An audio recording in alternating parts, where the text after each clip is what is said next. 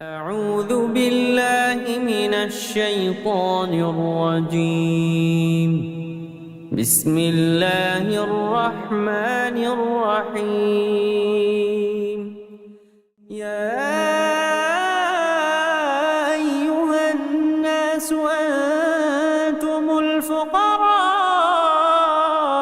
إلى الله والله هو الغني الحميد. إن يشأ يذهبكم ويأتي بخلق جديد وما ذلك على الله بعزيز. ولا تزر وازرة وزر أخرى وإن تدع مثقلة إلى حملها لا يحمل منه شيء ولو كان ذا قربى. إنما تنذر الذين يخشون ربهم بالغيب وأقاموا الصلاة. ومن تزكى فإنما يتزكى لنفسه وإلى الله المصير.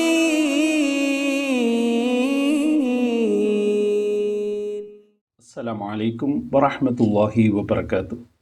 ഖുർആൻ പദം 1502 ദിവസത്തിലേക്ക് എല്ലാവരെയും ഹാർദമായി സ്വാഗതം ചെയ്യുന്നു. വിശുദ്ധ ഖുർആനിലെ 35-ാമത്തെ അധ്യായമായ സൂറത്തുൽ ഫാത്തിറിലെ 15 മുതൽ 18 വരെയുള്ള ആയത്തുകളാണ് ഇന്ന് പഠനവിധേയമാക്കുന്നത്. ക്ലാസ് ആരംഭിക്കുന്നതിനായി ആദരണീയനായ ഡോക്ടർ AI വിലായത്തുള്ള സാഹിബിനെ ക്ഷണിക്കുന്നു. അസ്സലാമു അലൈക്കും വറഹ്മത്തുള്ളാഹി വബറകാതുഹു. أعوذ بالله من الشيطان الرجيم. بسم الله الرحمن الرحيم. يا أيها الناس أنتم الفقراء إلى الله والله هو الغني الحميد. إن يشأ يذهبكم ويأتي بخلق جديد وما ذلك على الله بعزيز. ولا تزر وازرة وزر أخرى وإن تدع مثقلة إلى حملها لا يحمل منه شيء ولو كان ذا قربى. إنما تنذر الذين يخشون ربهم بالغيب وأقاموا الصلاة. ومن تزكى فإنما يتزكى لنفسه وإلى الله المصير. صدق الله العلي العظيم. സൂറത്തു ഫാത്തിറിലെ 15 മുതൽ 18 വരെയുള്ള ആയത്തുകളാണ് ഞാൻ നിങ്ങളെ കേൾപ്പിച്ചിട്ടുള്ളത്. ഈ ഭാഗം മനുഷ്യരെ ഒന്നാകെയായിട്ട് അഭിസംബോധന ചെയ്യുന്ന ഒരു ശൈലിയിലാണ്. യാ അയ്യുഹന്നാസ് എന്ന് വിളിച്ചുകൊണ്ടാണ്, ജനങ്ങളെ, മനുഷ്യരെ എന്ന് വിളിച്ചുകൊണ്ടാണ് അള്ളാഹു കാര്യങ്ങൾ ഇവിടെ പറയുന്നത്. മുഖ്യമായ അഭിസംബോധിതർ മക്കയിലെ നബി സല്ലല്ലാഹു അലൈഹി വസല്ലം സംവദിച്ചുകൊണ്ടിരുന്ന സത്യനിഷേധികളും ബഹുദൈവ വിശ്വാസികളും ഒക്കെയായിരുന്ന ആളുകളാണ്. അള്ളാഹുവിന്റെ ഏകത്വവും അള്ളാഹുവിന്റെ പരമാധികാരിയും സ്രഷ്ടാവും നിയന്ത്രകനും എന്ന നിലക്കുള്ള ആ സ്ഥാനവുമൊക്കെ ബോധ്യപ്പെടുത്തുന്ന വിധത്തിലുള്ള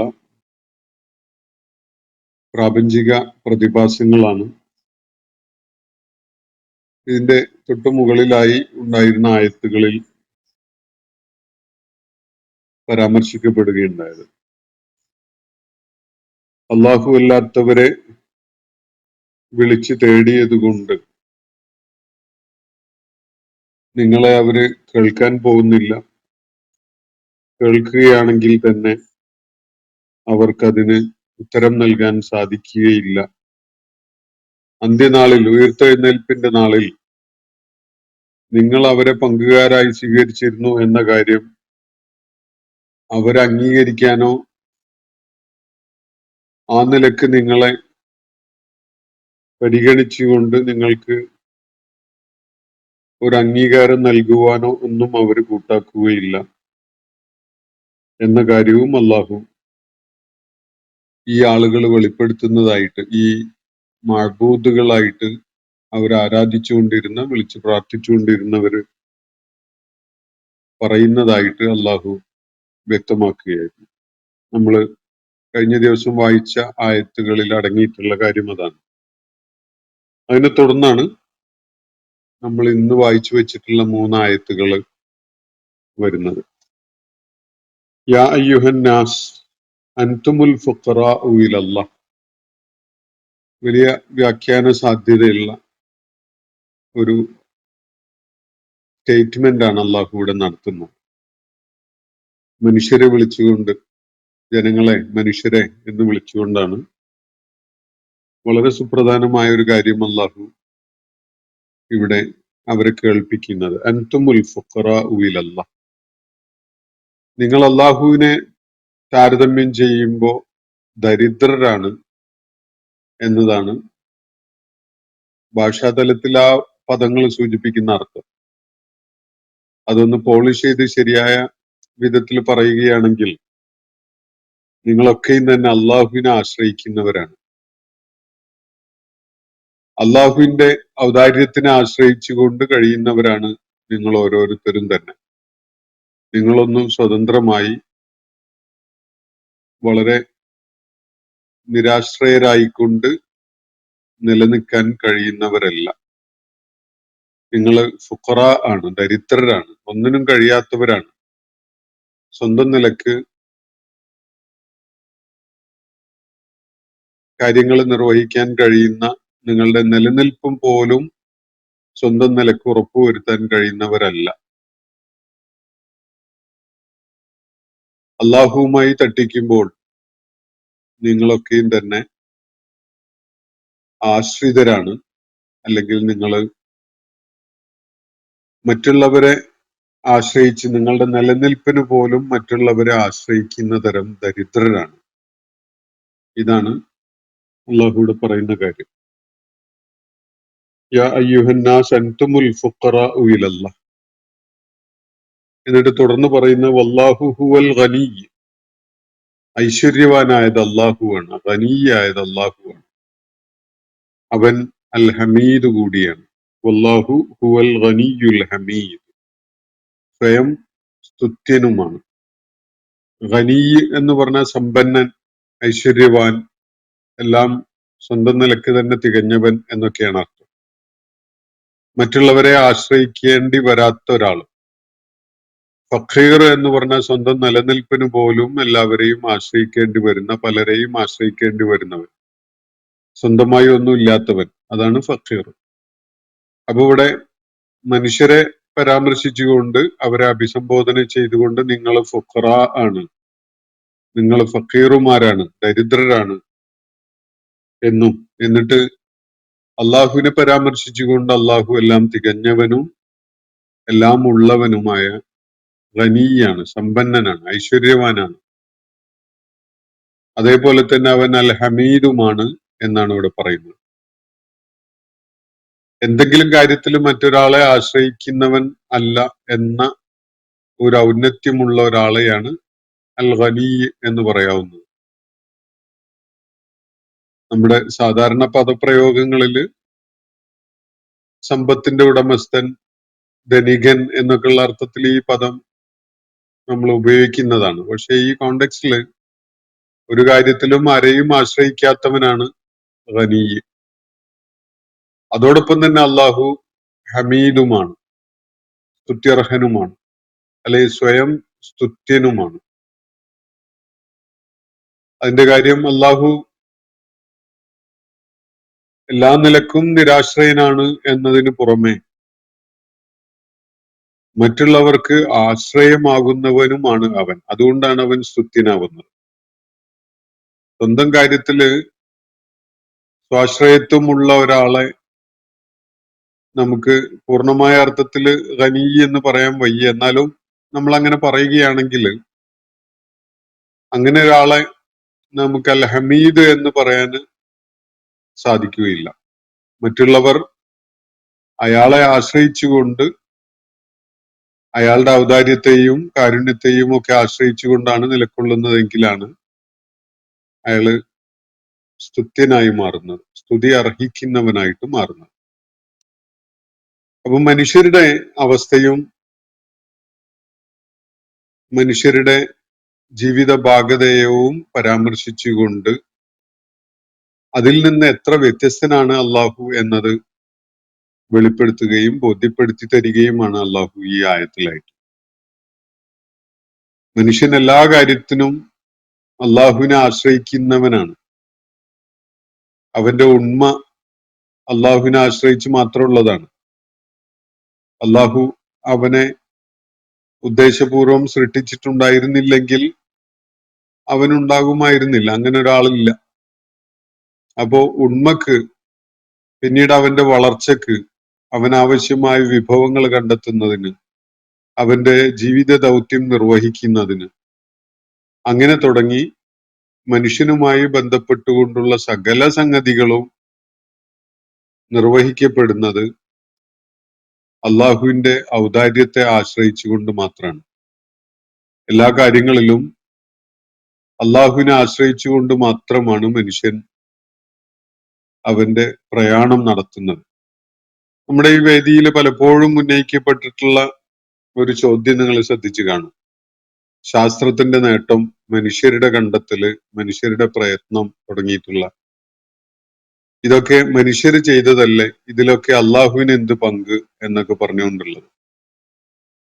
മനുഷ്യൻ അവന്റെ തുടക്കം മുതൽ അവസാനം വരെ ജീവിതത്തിൽ ഒരു നിമിഷാർദ്ധം പോലും അള്ളാഹുവിനെ ആശ്രയിക്കാതെ, അള്ളാഹു നൽകിയ കഴിവിന്റെയും പിന്തുണയുടെയും അടിസ്ഥാനത്തിലല്ലാതെ നിലനിൽക്കാൻ കഴിയാത്തവനാണ് എന്നൊരു യാഥാർത്ഥ്യം വിസ്മരിച്ചുകൊണ്ടാണ് ആളുകൾ അത്തരം ചോദ്യങ്ങൾ ഉന്നയിക്കാറുള്ളത്.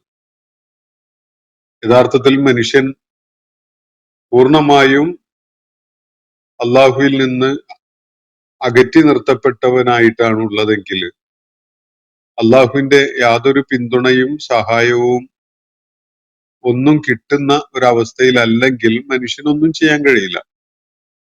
അവന് ശ്വാസമയക്കാൻ പോലും സാധ്യമല്ല. അവന് വളർച്ചയ്ക്കും അതുപോലെ അതിജീവനത്തിനൊക്കെ ആവശ്യമായ ഭക്ഷണം കഴിക്കാൻ കഴിയില്ല. എന്തെങ്കിലും വിഭവങ്ങൾ സമാഹരിക്കാനോ അധ്വാനിക്കാനോ കൃഷി ചെയ്യാനോ അല്ലെങ്കിൽ എന്തെങ്കിലും ആസൂത്രണം ചെയ്യാനോ ഒന്നും സാധ്യമല്ല. മനുഷ്യൻ എന്തൊക്കെ ചെയ്യുന്നുണ്ടോ അതൊക്കെയും തന്നെ അള്ളാഹുവിനെ ആശ്രയിച്ചുകൊണ്ട് മാത്രമാണ്. അള്ളാഹു അതിനുള്ള സാഹചര്യം ഒരുക്കി കൊടുത്തത് കൊണ്ട്, വിഭവങ്ങൾ ലഭ്യമാക്കി കൊടുത്തത് കൊണ്ട്, കാര്യങ്ങൾ ആസൂത്രണം ചെയ്യാനുള്ള ബുദ്ധിയും ആസൂത്രണ പാഠവും ഒക്കെ നൽകിയത് കൊണ്ട്, ആശയങ്ങൾ മനസ്സിലിട്ട് കൊടുത്തത് കൊണ്ട് ഒക്കെ മാത്രമാണ് മനുഷ്യന് വല്ലതൊക്കെ ചെയ്യാൻ പറ്റുന്നത്.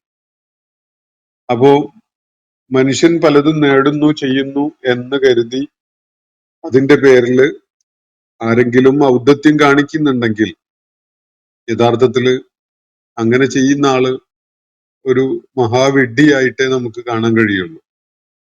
ഈ ഒരു കാര്യം കൂടുതൽ വ്യക്തതയോടുകൂടി അള്ളാഹു ഈ ആയത്തിൽ നമ്മളെ ബോധ്യപ്പെടുത്തുന്നുണ്ട്. ജനങ്ങളെ അല്ലെങ്കിൽ മനുഷ്യരെ നേരിട്ട് അഭിസംബോധന ചെയ്തുകൊണ്ട് അള്ളാഹു പറയുന്ന കാര്യമാണിത്. അൻതുമുൽ ഫുഖറാഉ ഇലല്ലാഹ്, നിങ്ങൾ സകല സംഗതികളുടെ കാര്യത്തിലും അള്ളാഹുവെ ആശ്രയിച്ചുകൊണ്ട് നിലകൊള്ളുന്നവരാണ്. അല്ലെങ്കിൽ അള്ളാഹുവുമായി തട്ടിച്ചു നോക്കുമ്പോൾ നിങ്ങൾ എല്ലാ അർത്ഥത്തിലും പരമദരിദ്രന്മാരാണ്. നിങ്ങൾക്ക് സ്വന്തമായി ഒന്നും ചെയ്യാൻ കഴിയില്ല. അതൊക്കെയും തന്നെ നിങ്ങളിപ്പോ ചെയ്തുകൊണ്ടിരിക്കുന്ന സകല സംഗതികളും അള്ളാഹുവിനെ ആശ്രയിച്ചുകൊണ്ടും അവന്റെ പിൻബലത്തോടെയും പിന്തുണയോടെയും ഒക്കെ മാത്രമാണ് നിങ്ങൾ ചെയ്യുന്നത്.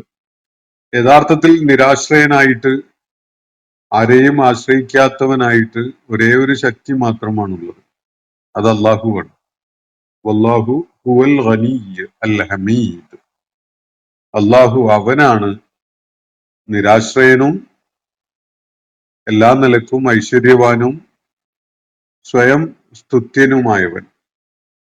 ഖനിയാവുന്നത് അവന്റെ ഐശ്വര്യത്തിന്റെ പേരിൽ ഖനിയാവുന്നു എന്നത് നമ്മൾ മനസ്സിലാക്കുമ്പോൾ തന്നെ മറ്റാരെയും ഒരാളെയും അവന്റെ ആവശ്യങ്ങൾക്കായിട്ട് അവൻ ആശ്രയിക്കുന്നില്ല എന്നൊരു കാര്യം ഈ പദപ്രയോഗത്തിൽ നിന്ന് വെളിപ്പെടുന്നുണ്ട്. പലപ്പോഴും നമ്മുടെ വേദിയിൽ ഉന്നയിക്കപ്പെട്ട മറ്റൊരു ചോദ്യം, അള്ളാഹു ജനങ്ങളെ തന്നെ ആരാധിക്കുന്നതിന് വേണ്ടി, സ്തുതിക്കുന്നതിന് വേണ്ടി ഒക്കെ വല്ലാതെ അതിനു വേണ്ടി ആഗ്രഹിക്കുകയും അതിനു വേണ്ടി തന്നെയായി അവരുടെ പുറകെ നടക്കുകയും ചെയ്യുകയാണ്, യാചിച്ചു കൊണ്ടിരിക്കുകയാണ് എന്ന വിധത്തിലൊക്കെയാണ്. യഥാർത്ഥത്തിൽ അള്ളാഹുവിനെ വളരെ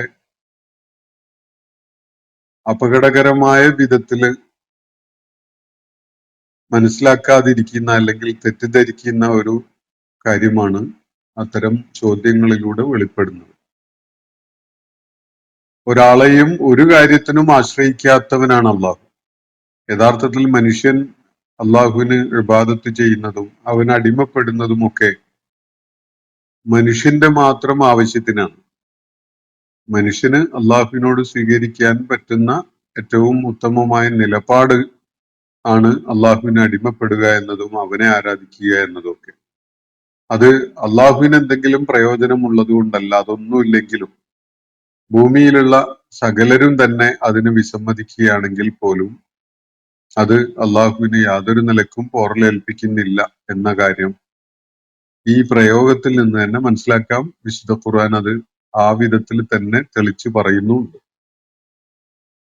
അപ്പൊ യാ അയ്യുഹന്നാസ്, മനുഷ്യരെ, ജനങ്ങളെ, അൻതുമുൽ ഫുഖറാഉ ഇലല്ലാഹ്, നിങ്ങൾ എല്ലാ കാര്യങ്ങളിലും അള്ളാഹുവിനെ ആശ്രയിക്കുന്നവരാണ്, അല്ലെങ്കിൽ നിങ്ങൾ അള്ളാഹുവിനെ താരതമ്യം ചെയ്യുമ്പോൾ പരമദരിദ്രന്മാരാണ്.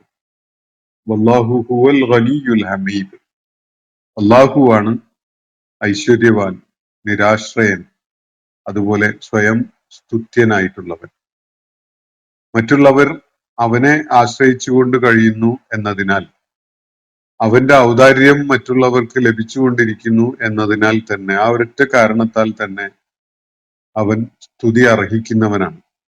ആളുകൾ അവനെ സ്തുതിക്കാൻ സന്നദ്ധരായാലും ഇല്ലെങ്കിലും അള്ളാഹു സ്തുതി അർഹിക്കുന്നവനാണ്. കാരണം ബഹുകോടി ജനങ്ങളും ജീവജാലങ്ങളും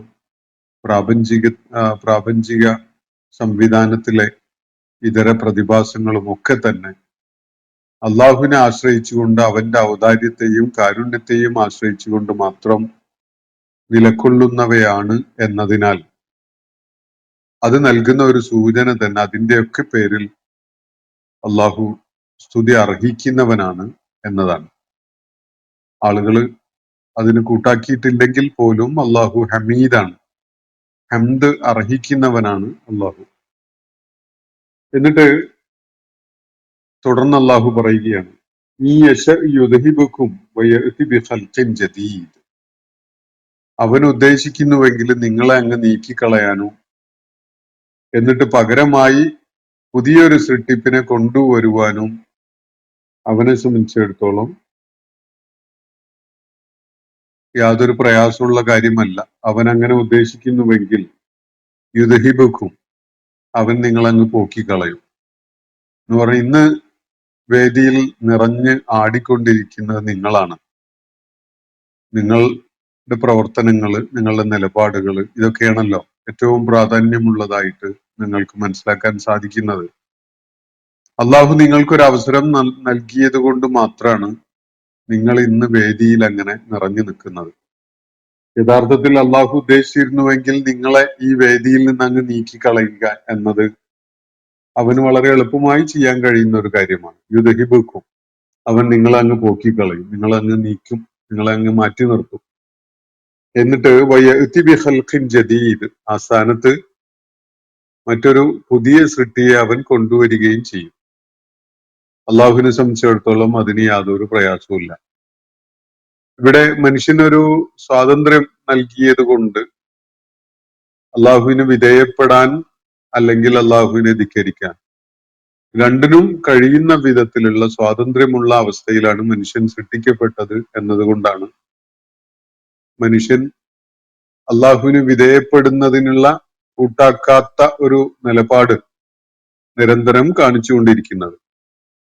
ഇത് അള്ളാഹുവിന്റെ ഒരു ദൗർബല്യമാണ്, അള്ളാഹുവിന്റെ ഒരു പോരായികയാണ്, അവന്റെ കഴിവില്ലായികയാണ് എന്നൊക്കെ ആരെങ്കിലും കരുതുന്നുണ്ടെങ്കിൽ അവര് മനസ്സിലായിക്കൊള്ളട്ടെ, അള്ളാഹുവിനെ സംബന്ധിച്ചിടത്തോളം നിങ്ങളെ ഈ രംഗത്ത് നിന്ന് മാറ്റി നിർത്താനും ആ സ്ഥാനത്തേക്ക് മറ്റൊരു പുതിയ സൃഷ്ടിയെ കൊണ്ടുവരാനും ഒന്നും യാതൊരു പ്രയാസവുമില്ല. അവന്റെ ഒരു മശീഅത്ത് മാത്രമേ അതിനാവശ്യമുള്ളൂ. അങ്ങനെ അവൻ ഉദ്ദേശിക്കണം, അത്ര മാത്രമേ വേണ്ടതുള്ളൂ. അങ്ങനെ ചെയ്തു കഴിഞ്ഞാൽ നിങ്ങളെ ഇവിടുന്ന് തുടച്ചു നീക്കി മറ്റൊരു കൂട്ടരെ, മറ്റൊരു സൃഷ്ടിയെ, പൂർണ്ണമായും പുതിയതായ ഒരു സൃഷ്ടിയെ അവിടെ പകരം കൊണ്ടുവരിക എന്നത് അള്ളാഹുവിന് നിഷ്പ്രയാസം ചെയ്യാൻ കഴിയുന്ന, അവന്റെ മശീഅത്ത് മാത്രം ആവശ്യമായ ഒരു സംഗതിയാണ്. വമാ ദാലിക അലല്ലാഹി ബിഅസീസ്.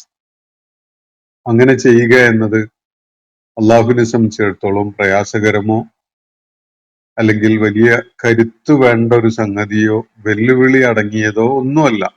വമാ ദാലിക, നിങ്ങൾ അങ്ങ് നീക്കി പകരം മറ്റൊരു സൃഷ്ടിപ്പിനെ അവിടെ കൊണ്ടുവരിക എന്നത്, ആ ഒരു കാര്യം അലല്ലാഹി, അള്ളാഹുവിനെ സംബന്ധിച്ചിടത്തോളം ബി അസീസ്, വലിയ വെല്ലുവിളി നിറഞ്ഞതോ പ്രയാസം അടങ്ങിയതോ ആയ കാര്യമേ അല്ല, വലിയ ചാലഞ്ചിങ് ആയ ഒരു സംഗതിയല്ല.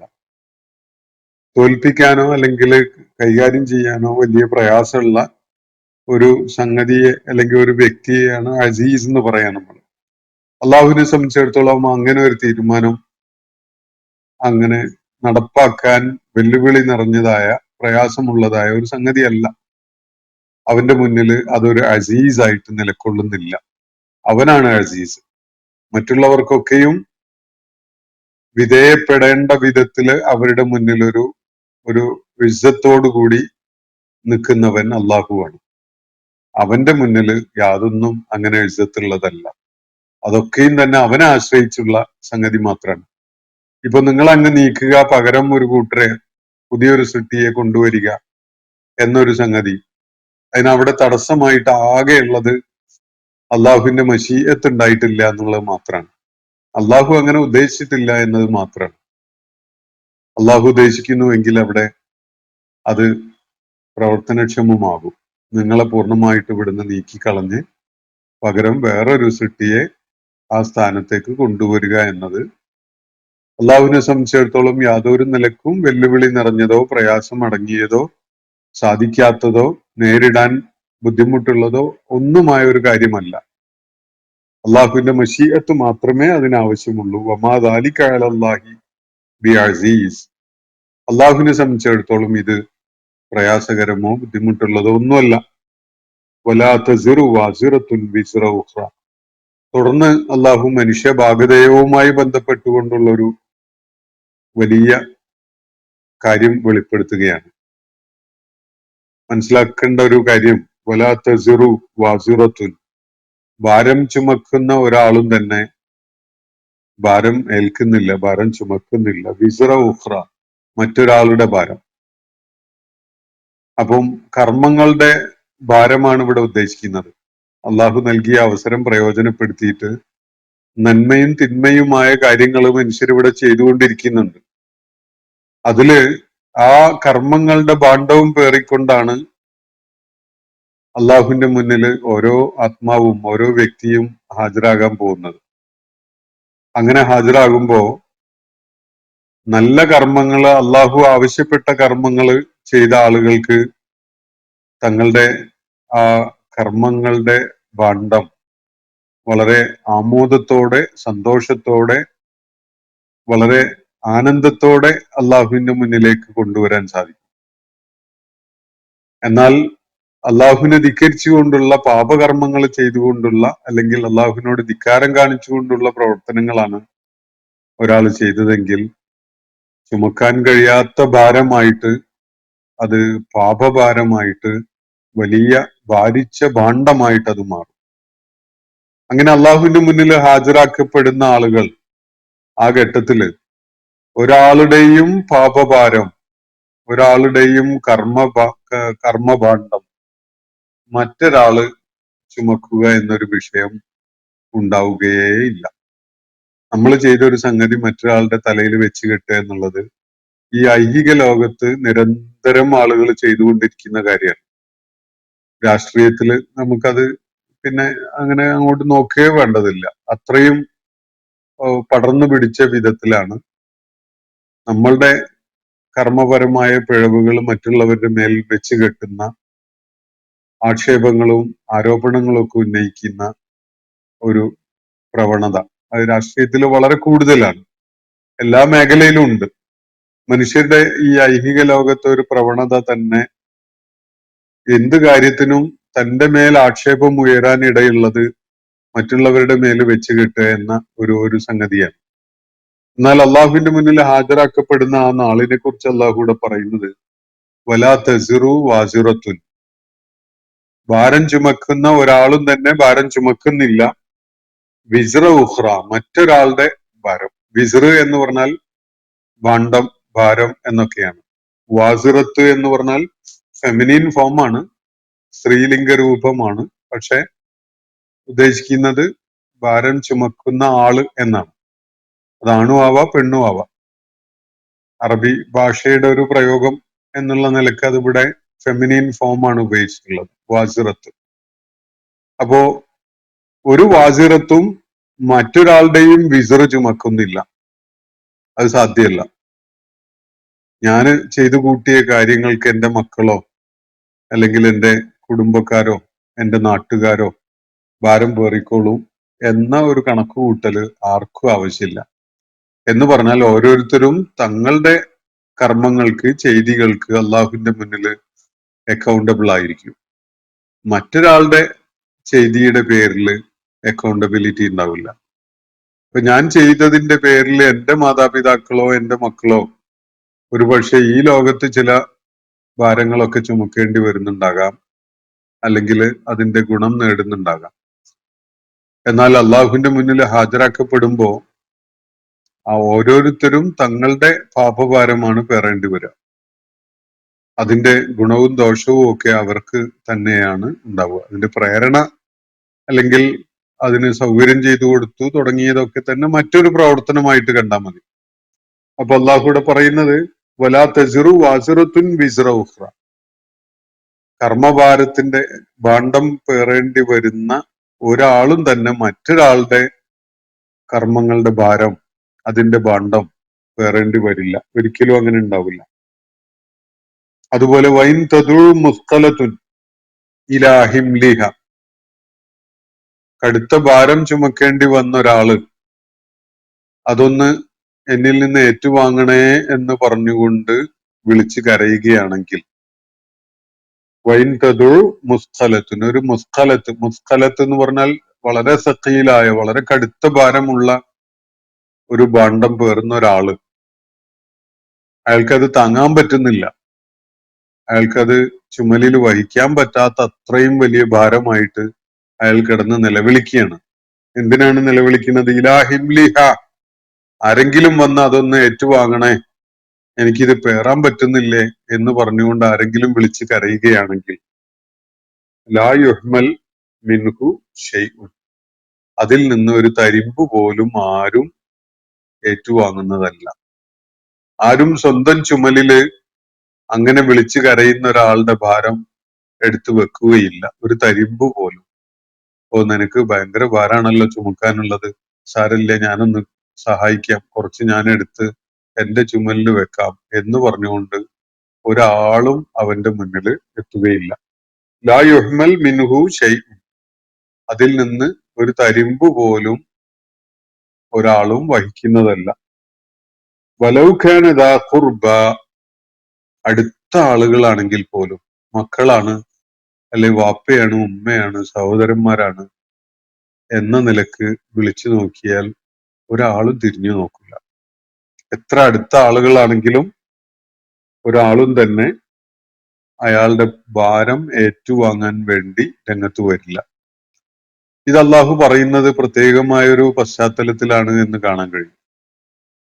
മക്കയിലെ ആദ്യകാല മുസ്ലിങ്ങളെ അവരുടെ ഷിർക്കിന്റെ ജീവിത രീതിയിലേക്ക് തന്നെ തിരികെ കൊണ്ടുവരാൻ വേണ്ടി വളരെ കടുത്ത ശ്രമങ്ങളിൽ ഏർപ്പെട്ടിരിക്കുകയായിരുന്നു മുശ്രിക്ക് നേതാക്കന്മാർ.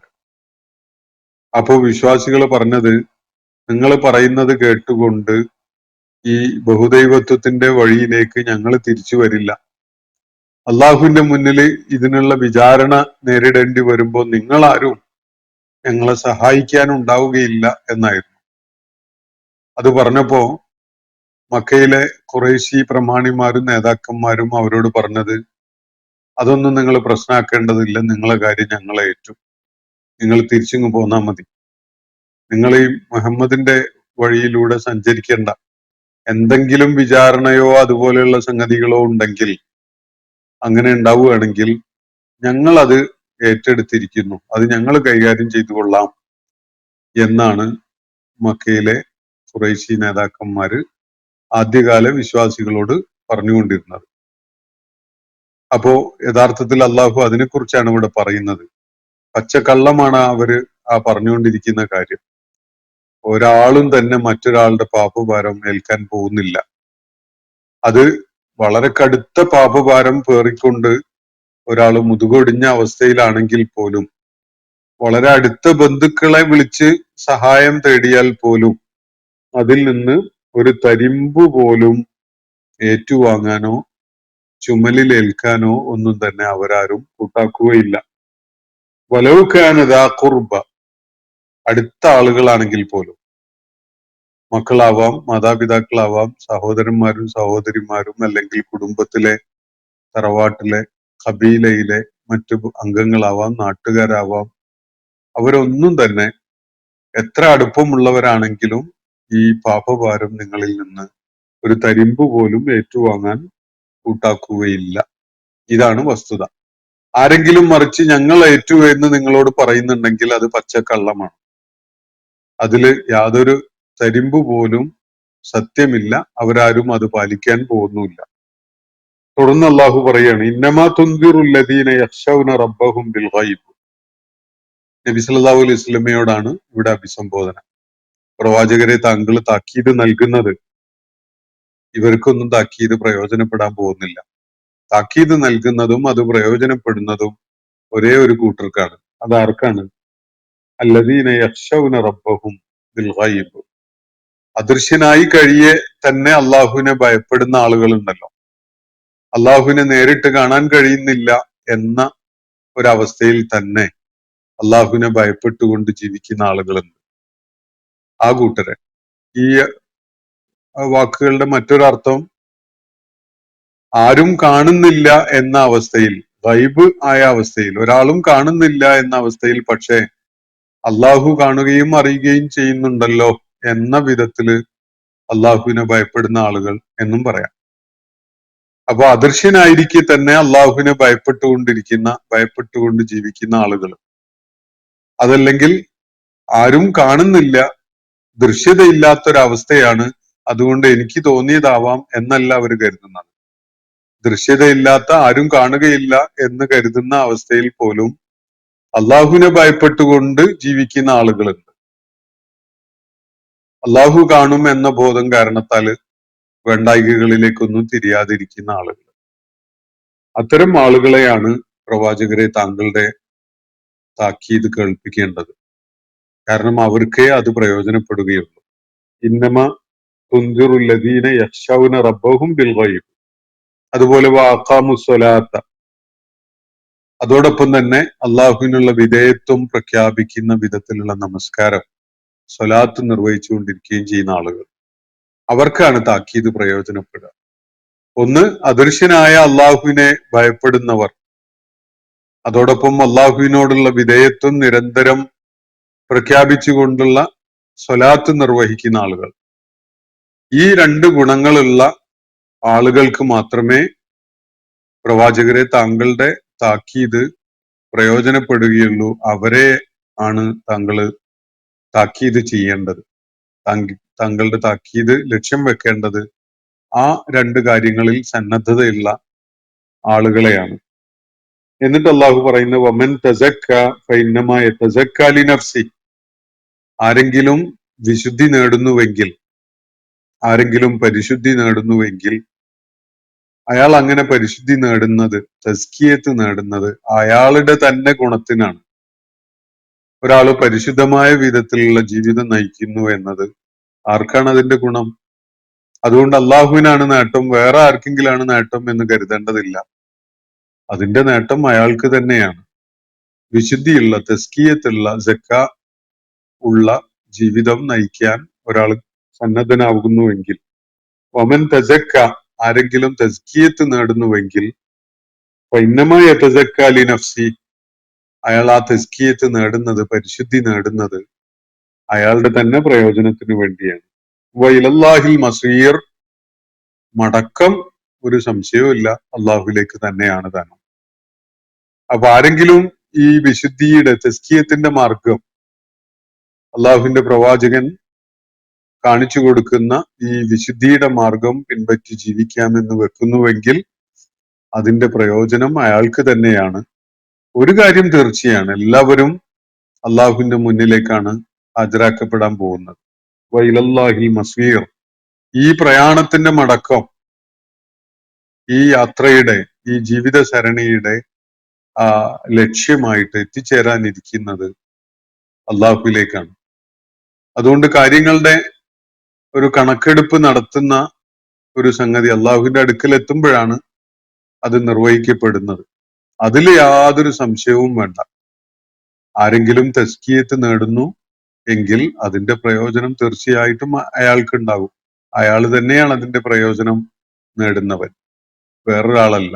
അതുകൊണ്ട് ഓരോരുത്തരും അള്ളാഹുവിനെ അവൻ അദൃശ്യനായിരിക്കെ തന്നെ ഭയപ്പെട്ടുകൊണ്ട് അവനുള്ള വിധേയത്വം പ്രഖ്യാപിച്ചുകൊണ്ടുള്ള പ്രാർത്ഥനകൾ നിർവഹിച്ചുകൊണ്ട് ജീവിക്കുന്നുവെങ്കിൽ തീർച്ചയായിട്ടും താങ്കളുടെ താക്കീത്, താങ്കളുടെ മുന്നറിയിപ്പ്, ഇൻസാറ് അവർക്ക് പ്രയോജനപ്പെടും. അവരെയാണ് താങ്കൾ ലക്ഷ്യമിടേണ്ടത്. അവരാണ് തസ്കിയത്ത് നേടാൻ ആഗ്രഹിക്കുന്നത്.